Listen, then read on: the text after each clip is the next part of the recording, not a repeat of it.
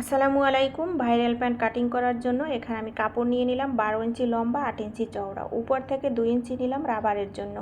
2 ইঞ্চি রাবারের জন্য নিয়ে তারপর 8 ইঞ্চি নিচে একটা মার্ক করলাম। ভিতরে নিয়ে নিলাম 1 ইঞ্চি। তারপরে এখানে মার্ক করে দিলাম হাইয়ের জন্য। তারপর নিচ থেকে নিয়ে নিলাম এখানে 3 ইঞ্চি। 3 ইঞ্চি নিয়ে আমি একটা মার্ক করে তারপরে এখানে গোল শেপ করে দিলাম, যাতে কাটার জন্য একটু সুবিধা হয় গোল করে।